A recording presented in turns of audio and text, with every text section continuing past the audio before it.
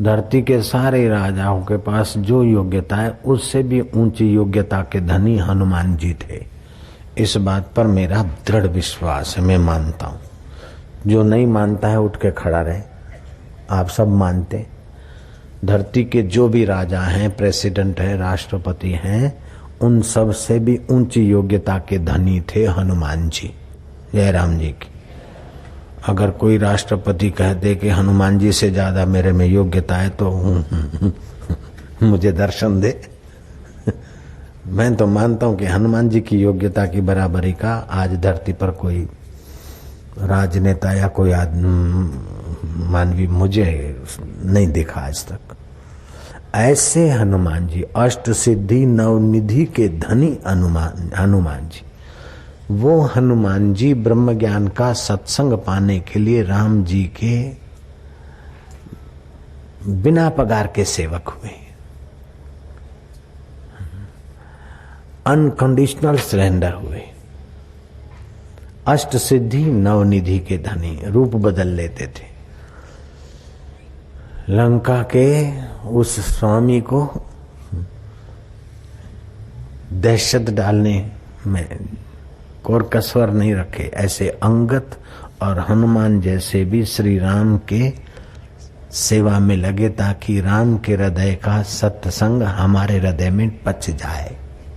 नानक जी भी जहां बैंड था चलना हिंदुओं के लिए, उसी सड़क से चले और नानक जी को भी जेल की हवा खानी पड़ी।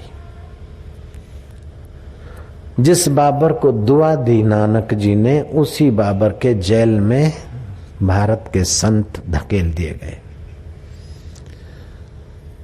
लेकिन उस संत के हृदय में सत्संग है तो जेल क्या दुख देगा। उन कैदियों के भाग खुल गए। कैदियों को बताया कि जेल 3 प्रकार का होता है। एक तो माता के गर्भ का जेल, वो तो नेता को, राजा को, साधु को, संत को सब उस जेल से ही आना पड़ता है। 9 महीना 13 दिन का जेल, किसी को ज्यादा भी थोड़ा कम भी। दूसरा है नरक का जेल। तीसरा ये सामाजिक जेल। लेकिन नरक के जेल को और माँ के गर्भ के जेल को मिटाना है तो भैया सत्संग करो, हरि नाम का आश्रय लो। जेल में सत्संग का वातावरण हो गया तो जेल का दुख नहीं बचा, वहां स्वर्गीय सुख उभर गया। कैद में रहने पर भी अगर सत्संग मिल जाता है तो कैद दुख नहीं दे सकता है, और स्वर्ग में भी अगर कुसंग मिलता है तो स्वर्गीय सुख नाश हो जाता है। सत्संग ऐसी महत्वपूर्ण चीज है। सब सुख सुविधाओं के बीच होने के बाद भी अगर सत्संग नहीं तो वो आदमी खिन्न रहेगा, अशांत रहेगा, खप्पे खप्पे खप्पे में रहेगा और खप जाएगा। ये पता नहीं चलेगा कि रोज एक एक दिन आयुष्य खत्म हो रही। जो मिला है वैसे का वैसा दूसरा मिले कि न मिले उसका कोई पक्का भरोसा नहीं है। लेकिन जो मिला है वो छूट जाएगा, इस बात का पता सत्संग के द्वारा चलता है। जो छूट जाएगा उसमें आसक्ति मत कर, और जो अछूट है उसको खोजे बिना मत रहे, ये सत्संग से ही जानेगा। जिन खोजा तिन पाया, गहरे पानी पैठ, मैं पूरी पूर डूबन डरी रही किनारे बैठ। भगवान कुछ कहते और संत कुछ कहते, और हम दोनों को स्वीकार करते। संत तुलसीदास नाम महिमा पर जोर देते और भगवान ध्यान पर जोर देते। गीता 64 बार योग शब्द आया है गीता में। कितना भगवान योग के तरफ संकेत करते हैं। भगवान कहते हैं ध्यान करो, योग करो, और तुलसीदास जी जोर देते हैं नाम जपत मंगल दिशा दशा हूं, कलयुग केवल नाम आधारा, जपत नर उतरे सिंधु पारा। तो इस सत्संग को पचाने के लिए अथवा सत्संग के सत्व को पाने के लिए भगवान कहते ध्यान करो, ध्यान करो, और तुलसीदास जी कहते जप करो, जप करो, जप करो। तो बाबा जी आप क्या कहेंगे, आपका क्या संदेश है? मैं क्या कहूँ बाबा, भगवान तुलसीदास जी संत हैं, वो तो जानते हैं हवामान वातावरण आदि को। और उनको लाभ हुआ है और लाभ होने के प्रमाण है और सबको लाभ हो सकता है, ऐसे नाम की महिमा कह रहे हो, संत हैं तो उनकी बात भी सत्य है। तो मैं तो बोलता हूं कि भाई जप करो जप करो। और भगवान तो भगवान है, भगवान की बात तो भाई फिर कैसे अस्वीकार हो। भगवान तो परम हितैषी है, परम संतों के संत है, भगवान है तो भगवान की बात ध्यान के तरफ, ज्ञान योग ध्यान योग। तो मैं बोलता हूं दोनों करो, ध्यान भी करो और जप भी करो। जयराम जी बोलना पड़ेगा, जप भी करो ध्यान भी करो। अगर और भी कुछ पूछना चाहते हो तो फिर जो हो सके अपने द्वारा शुभ कर्म हो जा, नेकी कर कुएं में फेंक। अपनी की हुई भलाई भूल जाओ और दूसरे का किया हुआ अपकार बुराई भूल जाओ। संसार में रहते हुए भी मौज में रहोगे। गलती क्या करते? अपनी भलाई होती तो एक पत्थर जितनी है, लेकिन अपनी की हुई भलाई सुमेरु जैसी दिखती है। दूसरे की बुराई होती तो एक ईंट जितनी है, लेकिन दूसरे की हुई बुराई सुमेरु जैसी दिखती। अपना बड़ा दोष भी छोटा दिखता है और दूसरे का बड़ा गुण भी छोटा दिखता है। दूसरे का छोटा दोष भी अपने को बड़ा दिखता है। तो जैसे दूसरे का दोष अपने को बड़ा दिखता है और दूसरे का गुण छोटा दिखता है, ऐसे ही अपने शरीर को दूसरा मानो, क्योंकि शरीर आपका नहीं है। जयराम जी की आपका हो तो आपके कहने में चल ले। आप नहीं चाहते कि दाढ़ी सफेद हो जाए और वो रंग लगाता रहूं, ये नहीं चाहते, फिर भी हो जाती है सफेद। और वो चुगली करती है कि मेरे को आर्टिफिशियल बना रहे हैं। कितना भी रंगे लेकिन वो चुगली खाते हैं बाल। जयराम जी बोलना पड़ेगा, इससे तो जैसे हैं वैसे भले भाई। और गालों पर वो केमिकल लग गए, छांटा छूंटा या आंखों के आगे, वो स्वास्थ्य के लिए अच्छा भी नहीं। हम जैसे हैं वैसे हैं। तो ये शरीर हमारा होता तो हमारे कहने में चलता। हम नहीं चाहते बूढ़े हो जाए, हम नहीं चाहते बीमार हो जाए, हम नहीं चाहते मर जाए। ये बुढ़ा भी होता है, बीमार भी होता है, मर भी जाता है। शरीर आपका नहीं है, लेकिन जिसका सब कुछ है वो रब आपका है और आप रब के, ये बिल्कुल पक्की बात है। जब तक शरीर को मैं मानते रहोगे तब तक तनाव। आज तक जो मिला तो क्या हो गया? रुपए मिले, पैसे मिले, पद वाले को पद मिले, यश वाले को यश मिला, पत्नी चाह को पत्नी मिल गई, पुत्र चाह को पुत्र मिल गया, तो क्या हो गया? मिट गए दुख, हो गए प्रॉब्लम सॉल्व। अभी कुछ नहीं चाहिए। अरे जब तक देह को मैं मानकर बाबा ये कुसंग करते रहेंगे तब तक ब्रह्मा जी दे दे के थक जाएंगे, तभी भी दुख का अंत नहीं होगा। और सत्संग के 2 वचन पकड़ के गोता मारा तो महाराज सुख का अंत नहीं होगा। अब मर्जी ताड़ी मर्जी भैया, जैसे नानक बोलते तेरा पाना मीठा लागे, जो तिद पावे सो भली कार। ऐसे हम भी कहते बाबा जो आपको अच्छा लगे आप भक्तों को वही करो। बात तो समझ लो सीधी। बिना सत्संग पचाए कुछ भी पच गया तो व्यर्थ है। मुसोलिन जैसे सम्राट हो गए। अपनी पत्नी है, अपने राज्य की औरतें लड़कियां हैं, फिर भी उसे मूर्ख को तृप्ति नहीं हुई। स्विट्जरलैंड की लवरी लाया, फिर भी तृप्ति नहीं हुई। पैसे इकट्ठे किए, ज्वेलरी इकट्ठी की और अंत में प्रेत होके भटक रहा है, कईयों को मार के भी तृप्ति नहीं हुई। पूरा प्रभु आराधिए, पूरा जाका नाम, नानक पूरा पाइए, पूरे के गुणगान। नारायण हरि नारायण हरि नारायण हरि। तो प्रार्थना ये थी कि सत्संग जिसको नहीं मिला और सब कुछ मिला, सत्संग नहीं मिला तो उसको कुछ नहीं मिला। और जिसको सत्संग मिल गया, दूसरा जो कुछ मिला है पर्याप्त और अपने आप बिन बुलाया आता। सत्संग का त्याग करके इंद्र पद मिलता है तो उसको लात मार दो। और सत्संग हे राम जी, चांडाल के घर की भिक्षा ठीकरे में लेकर खाने को मिले एक टाइम, और ब्रह्मज्ञानी संत का सत्संग मिलता है तो वहां प्रयत्न पूर्वक रहना चाहिए। बड़े बड़े ऐश्वर्य तो अंत में नरक में ले जाएंगे। ब्रह्मज्ञान का सत्संग ब्रह्म परमात्मा से मिला देगा। योग वशिष्ठ में लिखा है। योग वशिष्ठ कौन बोल रहे हैं? जो लिखा है वो कौन बोल रहे हैं? अरे गहरे नहीं बोल रहे हैं। कोई पढ़ा पढ़ा रटा रटाया तोता नहीं बोल रहा है। हर की पेड़ी पे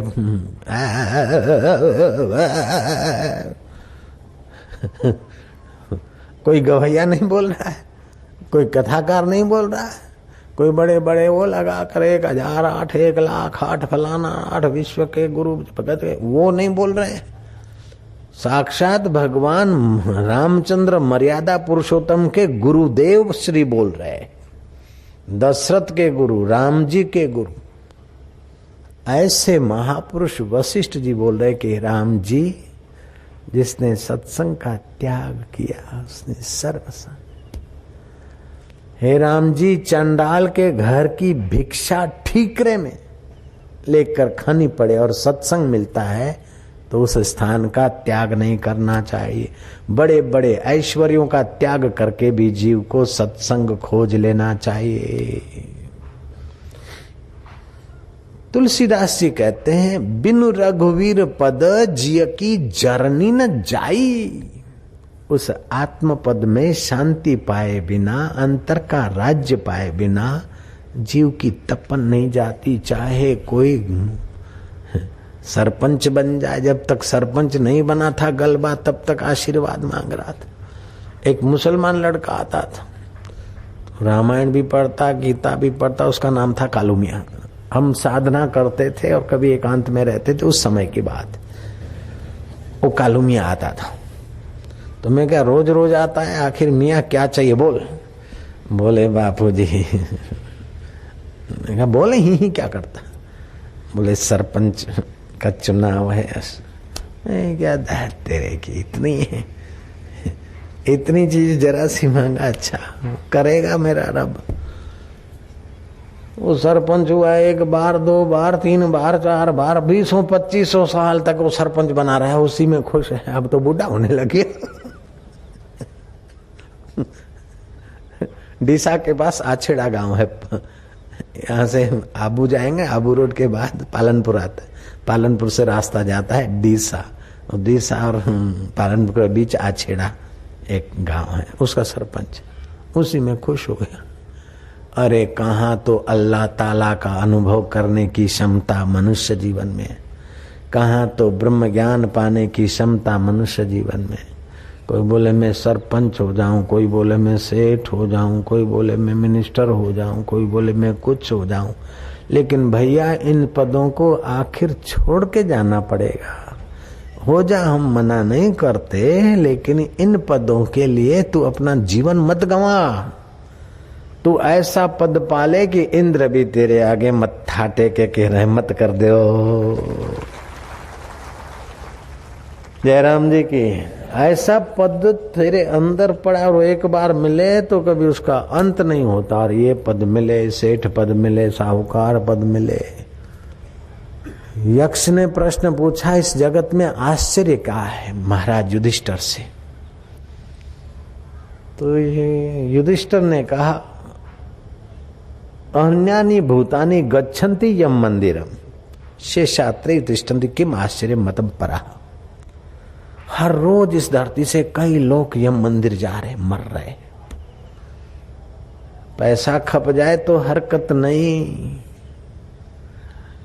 मकान दुकान चीजें खप जाए तो हरकत नहीं, समय नहीं खपना चाहिए। समय देकर सब चीज पा सकते हो, लेकिन सब चीज वापस देकर समय वापस नहीं ला सकते हो वापस। ऐसा समय आपका कीमती समय है। कहीं गपशप में खप रहा है तो कहीं एक दूसरे की टांग खींचने में खप रहा है, कहीं एक दूसरे की चुगली और निंदा करने में खप रहा है और पाप बढ़ रहा है, तो कहीं एक दूसरे का सुख संपदा वैभव देखकर मुंह में पानी आ रहा है, उसी में खप रहा है। इंसान की बदबख्ती अंदाज से बाहर है, कम वक्त खुदा होकर बंदा नजर आता है। है तो ईश्वर के सनातन सपूत, लेकिन ये माया के ये खपे खपे खपे खपे।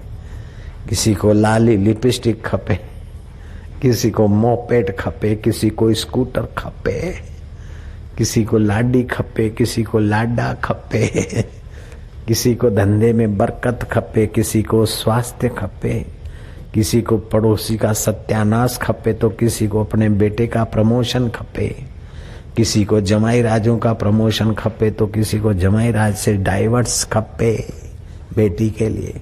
एक खप्पे खप्पे में हम लोग खपे जा रहे। ऐसा नहीं कि प्रभु के बिना जो भी खपे खपे करेंगे आखिर रीते रह जाएंगे।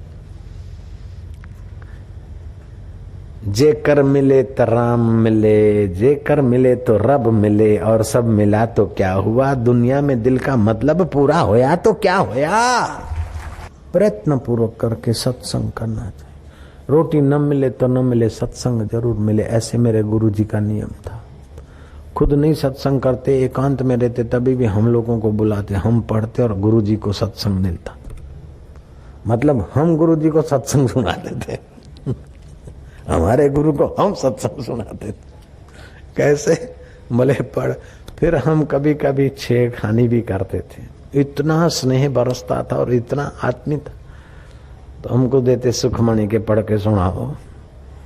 तो सुखमणि में तो वही भरा है, ब्रह्मज्ञानी को खोजे महेश्वर ब्रह्मज्ञानी आप परमेश्वर, ब्रह्मज्ञानी का कथ्या न जाए अदा कर नानक, ब्रह्मज्ञानी सबका ठाकुर।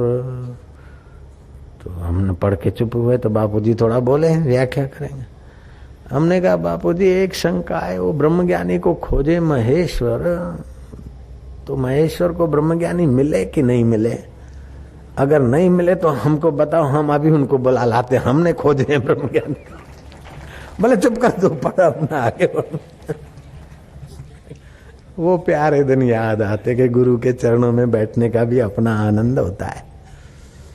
वो बोले तो बोले, चुप भी बैठे हैं तो, और उनकी नूरानी निगाहों में बैठने की भी अपनी महत्ता होती। वो भी मौन सत्संग है। जरूरी कोई है कि वो बोलते ही रहे, उसी का नाम सत्संग ना।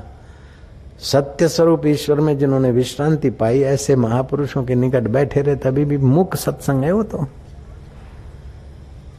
ऐसे महापुरुषों को जो पहचानते हैं ना वो सत शिष्य, वो तो यूं कहते हैं, गुरुजी तुम तसल्ली न दो, सिर्फ बैठे ही रहो, महफिल का रंग बदल जाएगा, गिरता हुआ दिल भी संभल जाएगा, संभल जाएगा। काम में, क्रोध में, लोभ में, मोह में, मद में, मात्सर्य में जो दिल गिर रहा है वो भी संभल जाएगा। नारायण हरि नारायण हरि नारायण हरि। ओ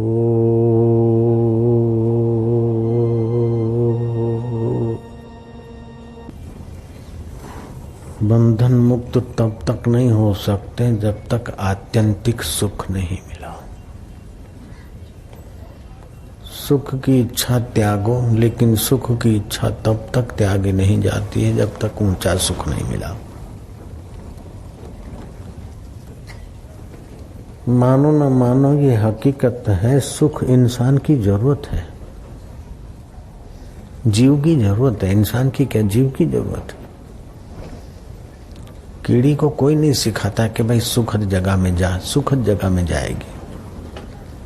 दिमाग को कोई नहीं बताता कि तू सुखद जगह में रह, जहां से सुख मिलता है वहां रहेगी। क्योंकि इस जीवात्मा का मूल सुख है। जैसे आप दिया सलाई जलाओ, उल्टी कर दो, फिर उसकी लौ ऊपर जाएगी। पानी कहीं भी बरसे लेकिन वो नीचे जाएगा सागर के तरफ, क्योंकि उसका उद्गम स्थान है। अग्नि ऊपर को जाएगी क्योंकि उसका उद्गम स्थान अधिष्ठाता देव सूर्य है। जल नीचे को जाएगा क्योंकि उसका उद्गम स्थान सागर है। ऐसे जीव सुख के तरफ जाएगा क्योंकि उसका उद्गम स्थान सुख है। कोई सिखाता थोड़ी है कि तू सुख लेने के लिए ये कर, तू सुखी हो जा भाई, तू दुख छोड़, सुख ले, सुख ले। सुख लेना सब चाहते हैं,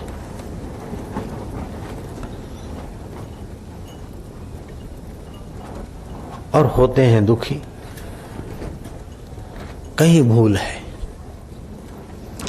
और जितना फास्ट सुख लेना चाहते उतना ज्यादा दुखी होते। जितना नासमझी से सुख लेना चाहते उतने और नासमझ हो जाते।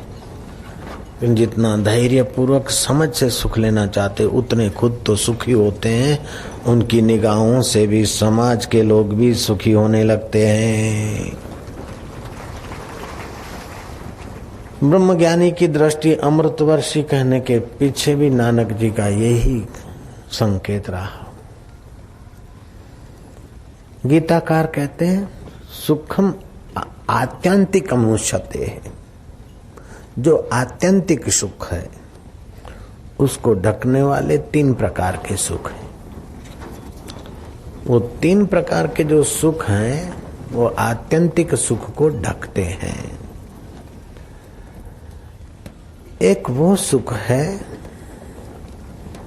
जिसे तामस सुख कहते हैं। पिया पाया खाया, आगे पीछे का ख्याल नहीं किया, अब पड़े आलस्य में, निद्रा में, तंद्रा में। अगर कोई समझाए तो बोले क्या करें,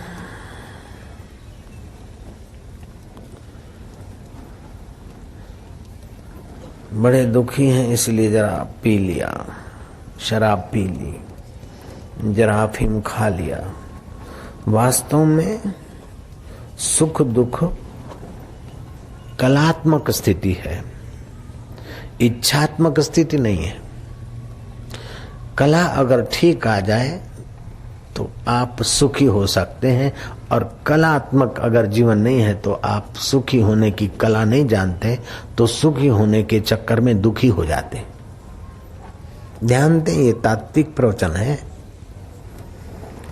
सुख दुख फलात्मक स्थिति नहीं है, फलात्मक स्थिति नहीं है। ध्यान देना, ये दर्शन शास्त्र की बात भगवान बता रहे हैं। सुख और दुख फलात्मक स्थिति नहीं है,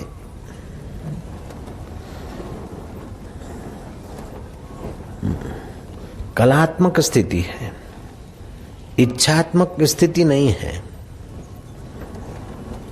मोह में डालने वाला जो सुख है उसे तामस सुख कहते हैं, जिसमें बुद्धि को कम करके सुखी होने की बेवकूफी की जाती। बुद्धि को क्षीण करके सुखी होने की बेवकूफी की जाती, वो तामस सुख है। सुख की मांग है लेकिन कलात्मक सुख नहीं मिलता,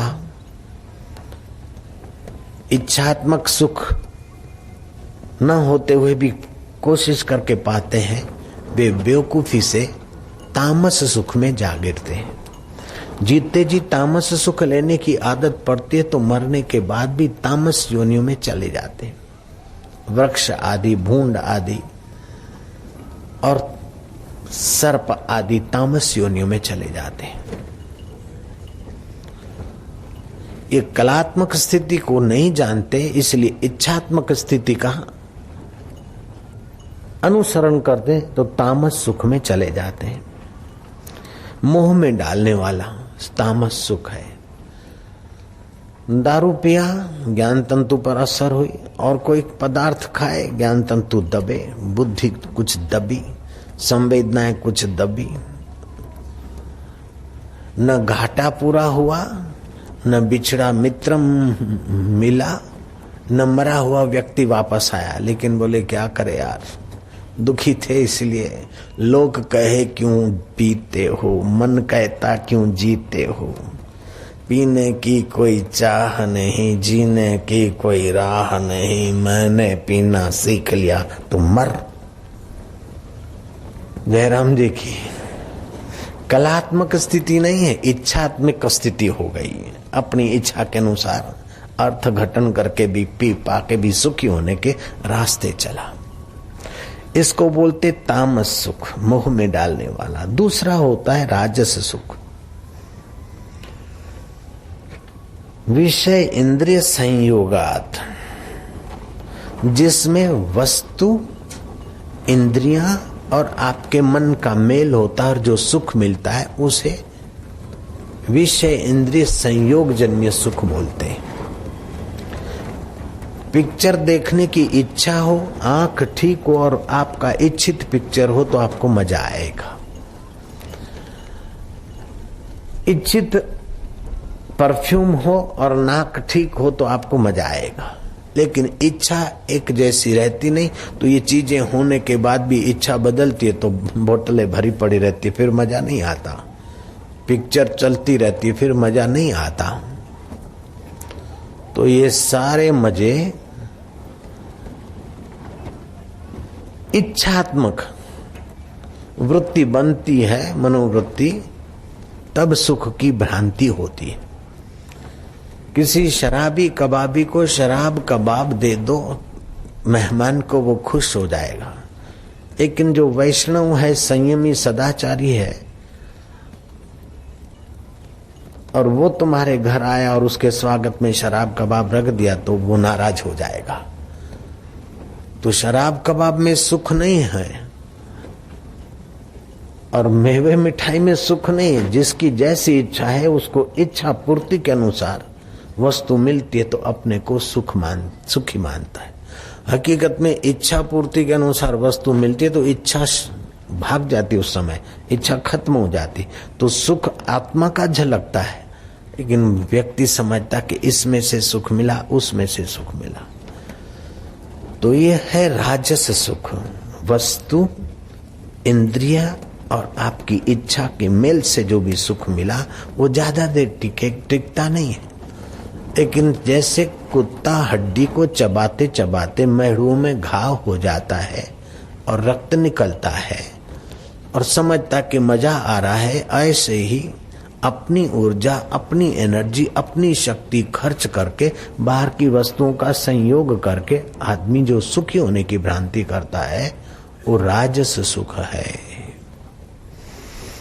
इसमें सुखी होने की इच्छा वाला व्यक्ति परिश्रम तो बहुत करता है, जिम्मेदारियां बहुत उठाता है, लेकिन सुख मिलता है जरा सा। ये समझ भी आना बड़े भाग्य की बात है। राजा भरतरी को ये समझ आ गई थी और गोरखनाथ के चरणों में चले गए। महाराज सोने की थाली में भोजन करके देख लिया। चक्रवर्ती सम्राट राजाधिराज महाराज अन्नदाता घनी खम्मा कहला के देख लिया, लेकिन आयुष्य नष्ट होती चली जा रही है और जिस शरीर से मजा लिया वो जीर्ण शीर्ण हो रहा है।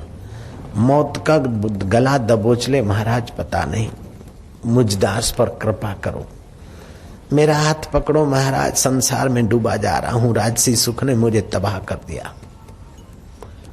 गुरु की कृपा तो हुई, थोड़ा संपर्क तो हुआ, लेकिन वो सात्विक सुख अथवा सात्विक सुख के पार जो उत्तम सुख की आवश्यकता मनुष्य को है, वो सुख पाने के लिए गुरु का संपर्क और अपनी थोड़ी गुरु की बताई हुई यात्रा करे तब मिले। इतने में पत्नी मर गई। हाय रे पिंगला, तेरे बिना भी क्या जीना, तेरे बिना भी क्या जीना रे। अर्थी लोग उठाए जा रहे हैं और भरतरी उनके पीछे। गोरखनाथ को पता चला कि भगत अभी राजसी सुख के आकर्षण से ऊपर नहीं उठा। गोरखनाथ फक्कड़ संत थे, अपना सादा सूदा फकीर का साधु का वेश बनाकर एक हांडी लेकर उस शमशान यात्रा में चले भरतरी के साथ साथ और हांडी फेंक दी। हांडी फेंक दी अपने हाथ से और हांडी टुकड़े टुकड़े हुई। तो बोले हाय रे हाय हांडी, तेरे बिना भी क्या जीना, तुझी में मैं खाना खाता था। भरतरी बोलता था तेरे साथ भोजन करता था, तेरे साथ ये कर पीता था, तेरे साथ ये बकता। हाय रे हाय हांडी, तेरे बिना क्या जीना, कभी कभी जरूरत पड़ती तो तेरे को सिराने रखकर मैं सोता, अब तेरे बिना कैसे सोऊंगा। तुझी में भोजन खाता, अब तेरे बिना कैसे भोजन खाऊंगा। बरसात पड़ती तो हांडी रे हांडी, तू छत का काम करती, खोपड़ी ढकती, अब तेरे बिना मुझे मेरी खोपड़ी कौन ढकेगा। अरे मेरी हांडी रे हांडी, मैं कुर्बान जाऊं, तू क्यों चली गई, क्यों मुझे छोड़ के चली गई रे मेरी हांडी रे हांडी। हाय रे हाय। अरे बाबा लोग जो है मोजी संत, भरतरी ने कहा महाराज आप संत आदमी हो कर इतना हांडी के लिए रो रहे हो, हांडी तो मिट्टी की है। अरे ये तो मिट्टी की चीज है, जो बनी है वो बिगड़ेगी, इसमें आप जैसे संत रो रहे हैं। बोले मेरे को उपदेश देता है बुद्धू, मेरी हांडी फूटी तो मेरे को उपदेश देता, तो तेरी भी तो हांडी फूटी, और क्या हुआ। देखा कि ये अधिकार पूर्वक हिम्मत से बात करने वाला कौन है। गौर से देखा तो मेरा सतगुरु गोरखनाथ आलाख निरंजन। फिर उसे कुछ विवेक प्रखर हुआ, वैराग्य जगा और गोरखनाथ के चरणों में गए। गोरखनाथ के चरणों में जब गए तो महाराज क्या गोरखनाथ को अनुभव जो था, उस अनुभव के तरफ भरतरी चले। उस अनुभव के तरफ भरतरी जब चले तो भरतरी को वो आत्यंतिक सुख जब मिला तो लेख लिखने की इच्छा हुई, वैराग्य शतक लिखा। उसका अनुवाद पंडित हरदयाल ने किया। वैराग्य शतक में भरतरी हरि लिखते, जब स्वच्छ सत्संग कीनो तभी कछु कछु चिन्यो। जब शुद्ध सत्संग किया तभी कुछ कुछ चीना जाना। क्या जाना? मूढ़ जानो आपको, मैं बेवकूफ था वो अभी पता चला। आंख को मजा दिलाओ, नाक को मजा दिलाओ, जीवा को मजा दिलाओ, इसमें न जाने कितने कितने को सुकड़ो। मैनेजर को संभालो, लेबर को संभालो, कंपनियों को संभालो, ये करो, डायरेक्टर पोस्ट संभालो। आखिर तो बुढ़ापे में शरीर तो जीर्ण शीर्ण हो गया, ये मजे तो रहे नहीं।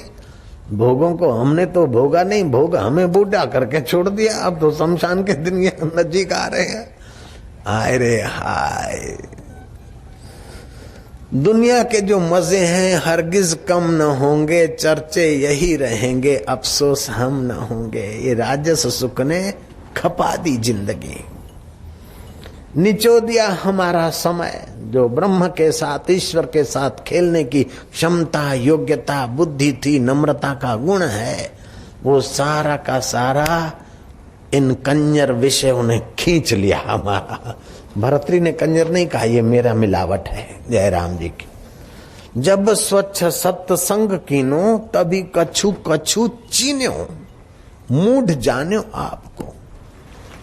गोरखनाथ ने ठीक कहा, एक भूला दूजा भूला, भूला सब संसार, विण भूल्या एक गोरखा जिसको गुरु का आधार। गुरु के ज्ञान का, गुरु के उपदेश का, गुरु की बताई हुई साधना का जिसको आधार है वो तो तर जाता है, बाकी के लोग बेचारे घसीटे जाते।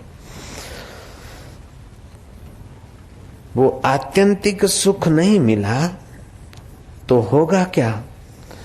पुण्य दान करेंगे, स्वर्ग का सुख मिलेगा, लेकिन पुण्य क्षीण हुए तो धड़ाक धूम गिर जाएंगे। और पुण्य करते करते कहीं गलती से पाप हो गए तो पाप का फल भी भोगना पड़ेगा। श्रीमद् भागवत में एक कथा आती है,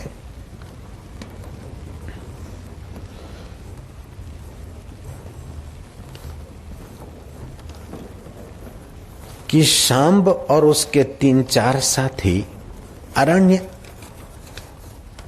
जंगल में घूमने गए। घूमते घामते बुरी तरह उनको प्यास लगी, कुएं की खोज की।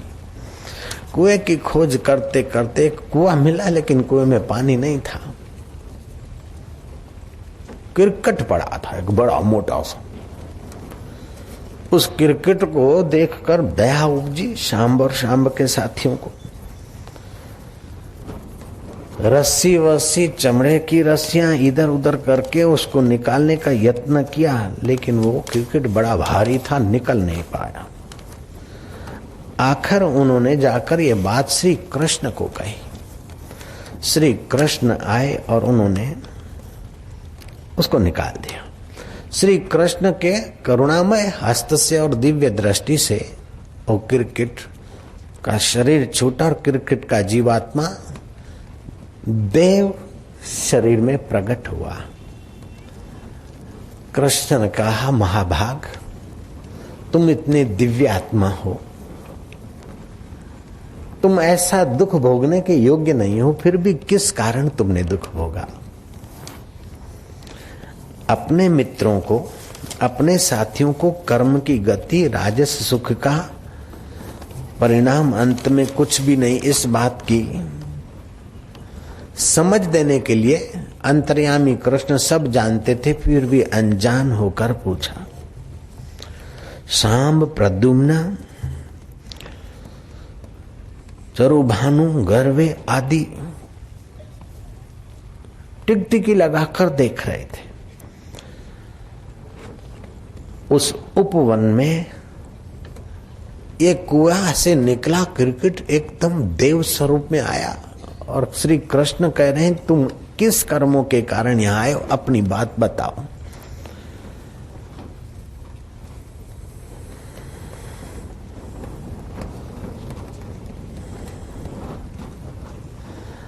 तब उस क्रिकेट ने कहा कि प्रभु, दानवीरों में जो श्रेष्ठ लोग हैं उनकी गाथा में आपने मेरा नाम सुना होगा।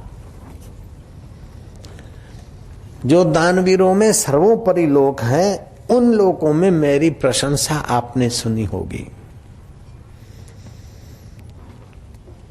ब्राह्मणों ने अथवा दूसरे बुद्धिमान लोगों ने जब दानवीरों की गाथा गाई होगी तो मेरा नाम आप लोगों ने और इन बच्चों ने भी सुना होगा।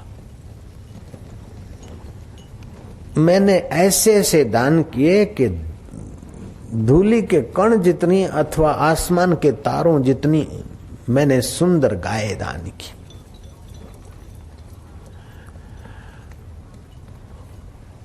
जैसे वृष्टि अमाप बारिश अमाप पानी देती, ऐसा मैंने याचकों को अमाप धन धान्य से तृप्त किया। महाराज, मुझ अभागे से एक गलती हो गई कि किसी ब्राह्मण को दी हुई गाय चोरी से मेरे पास आई और मैंने दोबारा दान कर दी। उन ब्राह्मणों का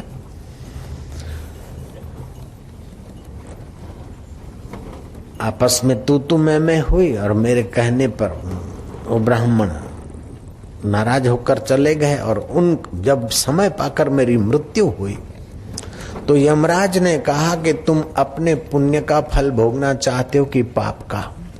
मैंने कहा पाप का फल पहले भोग। अधोगच्छ, नीचे गिरो।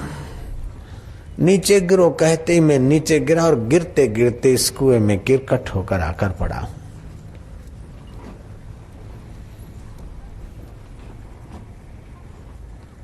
ब्राह्मणों का धन, ब्रह्मज्ञानियों का, जो ब्रह्म को जानता है वो ब्राह्मण है। ब्रह्मज्ञानी परिवार का या ब्रह्मज्ञानी का जो धन हरण करता है वो थोड़ा सा धन हरण करे लेकिन पाप ज्यादा होता है।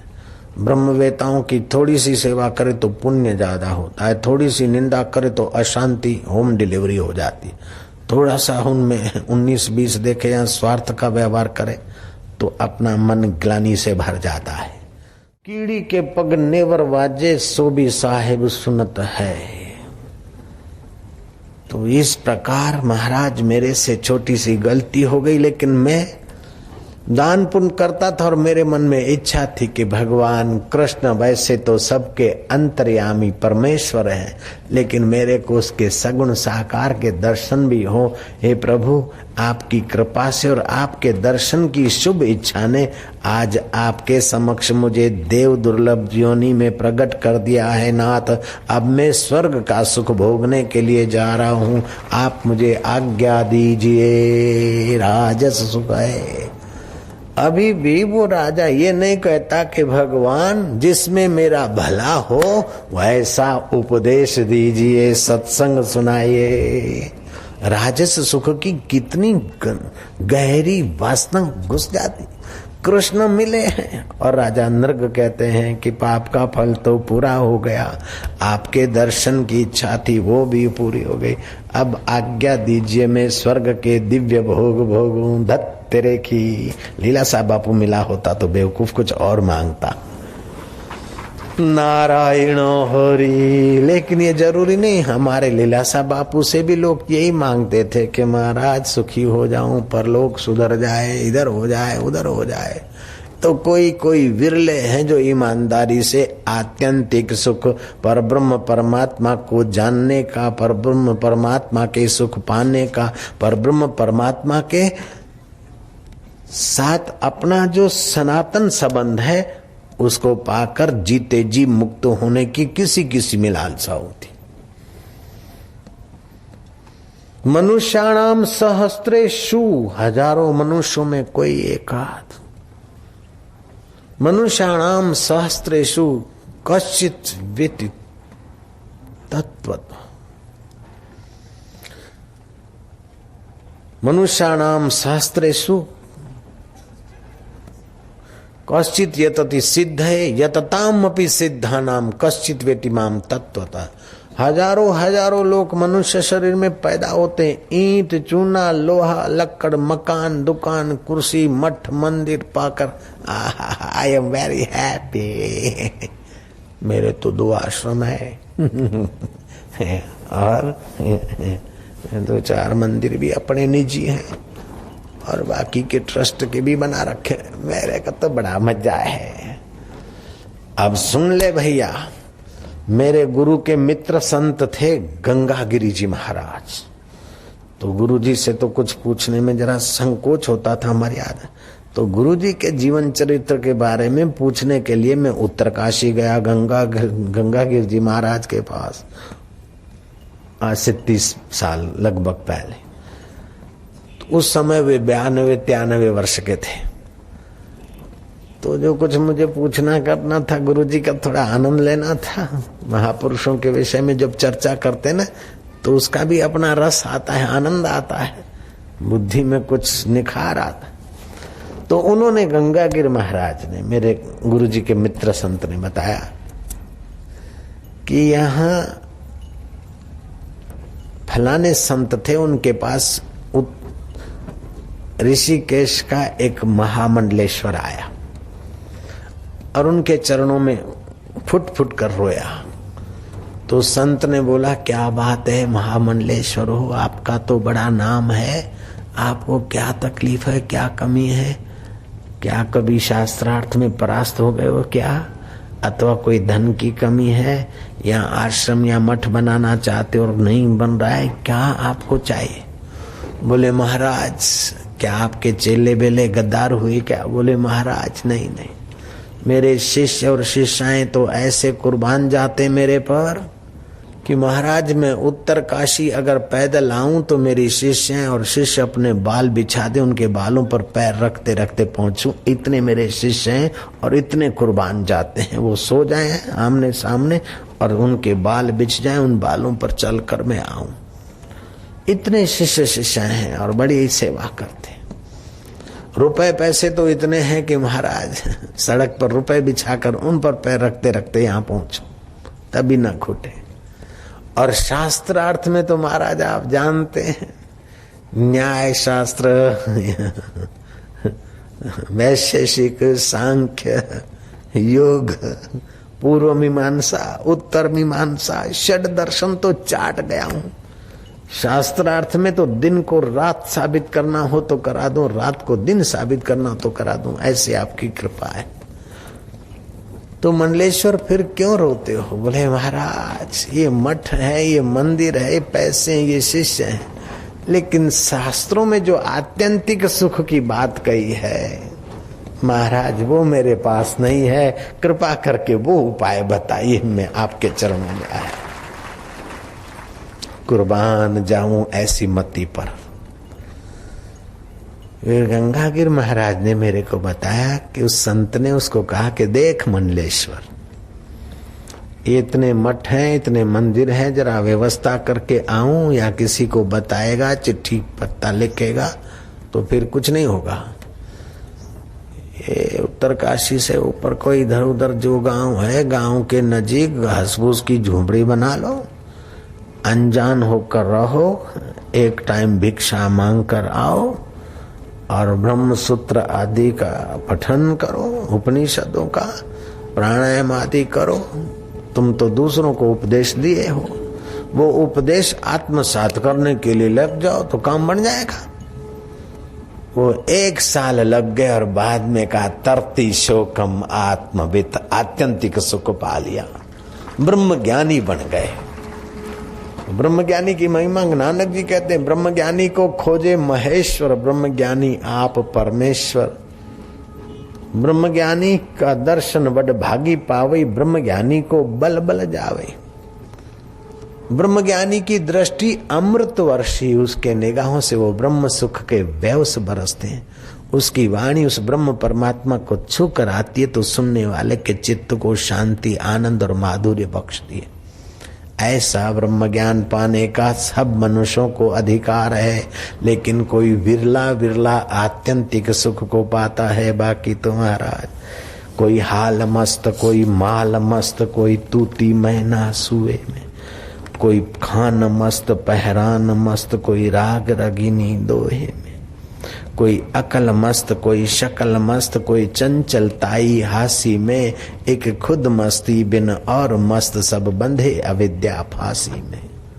कोई योग मस्त, मैं बड़ा योगी हूँ, कांटों पे चल देता हूँ, दुनिया लुंडी क्या जाने, मेरे पास तो ऐसी शक्ति है कि मैं पानी पे चढ़ के दिखा दूं।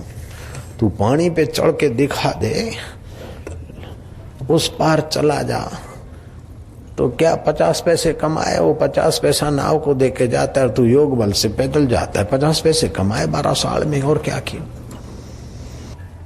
भगवान वशिष्ठ जी ने राम जी को कहा कि हे राम जी, वासना संयुक्त चित्त, कितनी भी कलाएं सीख ले, जब तक परब्रह्म परमात्मा तत्व का ज्ञान नहीं पाया तब तक सब व्यर्थ। राम जी, राजा दिलीप तुम्हारे कुल के राजाओं की एक कथा कहता। बहुरूपिया आया, उसने राजा से इनाम मांगा। राजा ने पूछा दिलीप ने, तू क्या चाहिए? बोले राजा, तुम्हारी अति तीव्र हवाओं से बातें करती हुई, विद्युत की नाई भागती हुई, और छोटे मोटे नालों से तो हंस गरुड़ की नाई जंप मारने वाले, ये तुम्हारी घोड़ी जो तुम्हारी खास प्रिय घोड़ी है राजन, वो मुझे मिल जाए। राजा ने कहा, ये घोड़ी तो मैं किसी भी कीमत पे नहीं दे सकता हूँ। बोले राजन, मैं आपको चमत्कार दिखा दूं, कभी नहीं देखा, सोच नहीं सकते ऐसा चमत्कार दिखा दूं, फिर तो वो घोड़ी दोगे। बोले क्या चमत्कार दिखाएगा? राजन, एक बक्सा मंगाओ, उस बक्से में मैं लेट जाता हूँ, समाधि कर, मैं पहले प्राण चढ़ा के उस बक्से में बैठ जाता हूँ, धरती में गहरा खड्डा जितना खोदना है खोद लो, और 6 महीने के बाद वो खड्डा खोलकर, बक्से का ताला खोलकर आप मेरे को जगाना, अगर मैं जिंदा मिलूं फिर तो घोड़ी दोगे। बोले 6 महीने के बाद भी तो जिंदा मिल सकता है, बक्से में फिट करके धरती में डाल दे। बोले हाँ राजन। बोले अच्छा, देख लें खेल। तो उसने प्राण चढ़ाया, समाधि, वासना रहित तो होकर समाधि लगाने वाले महापुरुषों का प्रयत्न अलग है, और कला से श्वास ऊपर चढ़ा देना वो समाधि, एक समाधि नाम है उसका, वो एक मूर्छा है। मदारी भी ऐसे कई खेल करते हैं अपने अपने ढंग के। ईश्वर को प्राप्त करना ये मदारियों के खेल की बात नहीं। तो 6 महीने हुए, मंत्रियों ने कहा कि वो 6 महीने हो गए, इसको निकाले, जिंदा है कि नहीं देखें। बोले चुप रहो, अगर जिंदा होगा तो घोड़ी मांगेगा, मुझे देनी नहीं ऐसी घोड़ी, और मर गया तो फिर से गाड़ना पड़ेगा। जयराम जी की, वो मर गया तो फिर से गाड़ना पड़ेगा बंदे को, और जिंदा है तो घोड़ी मांगेगा, पड़ा रहने दो। समय की धारा में दिलीप का राज्य और दिलीप के भोग समाप्त हुए। दूसरे राजा आए, तीसरे राजा आए, दशरथ नंदन राजा दशरथ का राज्य। राम जी, अब तुम्हारा राज्य होने को है। अभी तक वो वासना लिए हुए बक्से में पड़ा है फलानी जगह पर, चलो उसको खोलें और जगाएं। त्रिकाल ज्ञानी वशिष्ठ महाराज ने वो खड्डा जहाँ गाड़ा था वो खुदवाया, बक्सा खोला तो उसकी जीभ तालू में लगी थी, वासना सहित दबोचे हुए प्राण थे। श्वास खर्च नहीं हुए तब तक मरेगा कैसे? श्वास लेते देते हैं तो खर्च होंगे। श्वास ही चढ़ा दिए, लेना देना श्वास का बंद हो गया, ऊपर चढ़ा दिए। वशिष्ठ जी ने तालू में से जीभ नीचे उतारी और ऊपर माथे पे ठोका। उसकी आंख खोली, बोले लाओ घोड़ी, लाओ घोड़ी, लाओ घोड़ी। मेरी घोड़ी, मेरी घोड़ी, मेरी घोड़ी, मेरी घोड़ी, घोड़ी लाओ, घोड़ी, घोड़ी लाओ, ओ घोड़ी लाओ, घोड़ी, मेरी घोड़ी, मेरी घोड़ी, ओ मेरी घोड़ी कहाँ है, घोड़ी लाओ। वशिष्ठ ने कहा धिक्कार है तेरी वासना को, घोड़ी तो मर गई, घोड़ी का कुल खानदान भी समाप्त हो गया, नस्ल भी कब देखने में नहीं आती। दिलीप राजा का राज्य भी समाप्त हुआ, दूसरे राजा आए, अब तो मर्यादा पुरुषोत्तम रामा होता है।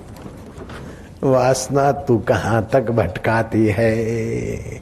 वो भी सुख के लिए, घोड़ी पर बैठ के घूमूं वो सुख मिले, और घोड़ी पे बैठ के घूमने के सुख के इच्छा की अपेक्षा अगर कोई सदगुरु मिलता और अपने आत्म सुख को पा लेता तो जो सुख राम के हृदय में प्रकट हुआ, वशिष्ठ के हृदय में प्रकट हुआ, नानक के हृदय में प्रकट हुआ, वो ही तुम्हारे अंदर प्रकट हो सकता था। वशिष्ठ भगवान कहते कि राम जी, ज्ञानवान की भली प्रकार सेवा करनी चाहिए, क्योंकि वो आत्यंतिक सुख के तरफ ले जाते, उनका बड़ा उपकार है। हजारों जन्म के पिता जो चीज नहीं दे पाए, हजारों जन्म के मित्र और साथी, नौकर और साहब नहीं दे पाए, वो चीज हंसते हंसते ब्रह्म ज्ञानी देना चाहते संत पुरुष उस चीज के विषय की महिमा बताते, तब तो आप चलोगे। ज्ञानवान की भली प्रकार सेवा करनी चाहिए, उनसे बनियागिरी नहीं करो भांजे, राजनीति मत चलो भांजे। नारायण हरि नारायण। संसार की सेवा करो, लेकिन संसार की वस्तुओं को और संसार को अपना मत मानो, तो राजस सुख की लालच चली जाएगी। और सात्विक सुख, सुबह उठता हूँ महाराज, मैं जल्दी घूमता हूँ, फिर थोड़ा व्यायाम करता हूँ, फिर मठ भिगोए खाता हूँ, फिर कभी ये खाता हूँ, मैं सुबह परोठा और दही खाता हूँ, मुझे ठीक रहता है। ये सब तुम्हारी आदत का सुख है। ये शरीर की अनुकूलता से जो सुख है वो तो आदत का सुख है। मन में जो भावना है उसके अनुसार पूजा पाठ हो गया, ये भावजन्य सुख है। कुछ भोगा, ये क्रियाजन्य सुख है। लेकिन इन सुखों में जो झलकता है वो है आत्म सुख, लेकिन तुम इन साधनों के द्वारा ले लेके साधनों को बूढ़ा कर दोगे और सच्चे सुख का पता न चला तो फिर रहोगे ठन ठन पाल। कुछ लोग मानते हैं कि चलो कुंभ में गए, नहाए, पुण्य हुआ, तीर्थ में गए, बढ़िया हो गया। ये तीर्थ में गए, कुंभ में गए, नहाए, बढ़िया हो गया, ठीक है, लेकिन आत्म तीर्थ में जब तक नहीं आए तो फिर इन तीर्थों में तो आसपास तीर्थों के रहने वाले लोगों के हाल देख लो।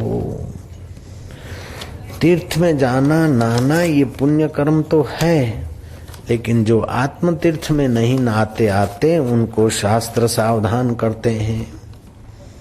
शास्त्र कहता है ज्ञान अमृतेन तृप्तस्य कृत्य कृत्यस्य योगिना। ज्ञान अमृतेन तृप्तस्य कृत्य कृत्यस्य योगिना नैवास्ति किंचित कर्तव्यमस्ति चेत स तत्ववितः।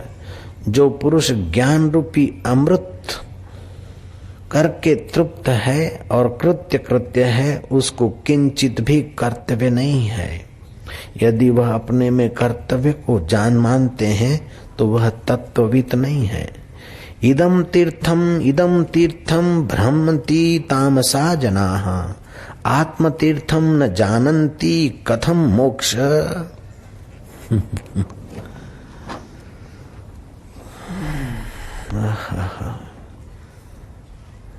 कपिल गीता का ये बहुत ऊंचा एकदम तात्विक ज्ञान के तरफ संकेत करने वाला श्लोक है। इस तीर्थ में चलो, उस तीर्थ में चलो, इधर चलो, उधर चलो। ये तामसी और राजसी सुख में उलझे हुए लोग ही कहते हैं।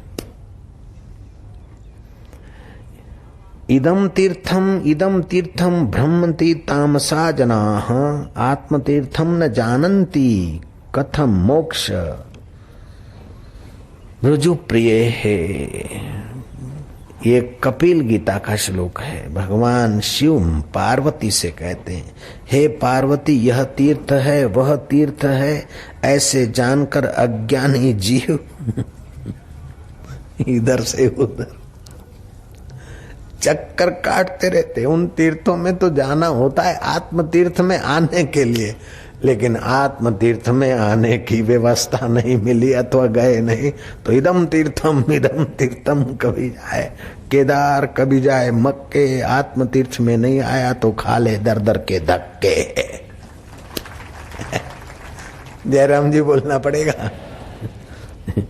कितनी सुंदर बात कहते शायद। इदम तीर्थम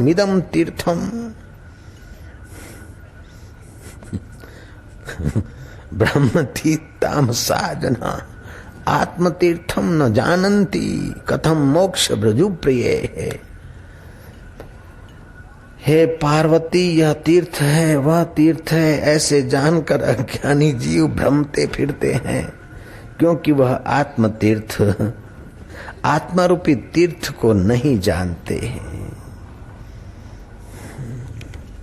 जिस पुरुष की आत्मा में ही प्रीति और अपने आत्मानंद करके ही जो तृप्त है, आत्मा में ही जो संतुष्ट है, उसको कुछ भी कर्तव्य नहीं है। बड़े बड़े धनाढ्य लोग और बड़े बड़े कथाकार लोग और बड़े बड़े अपने को कहलाने वाले ज्ञानी लोग भी मृत्यु के समय बोलते, अब मेरे को तीर्थ में ले जाओ।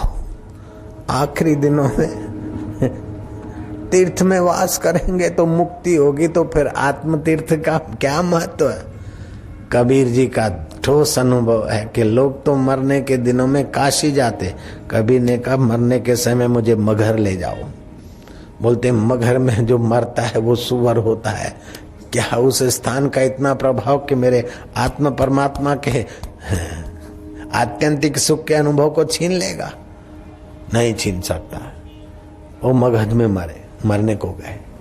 ऐसा दृढ़ बोध जिनको हो जाता है वो तो तृप्त रहते, नहीं तो बाकी के लोग भीतर से झीला डाला होता है। कहाँ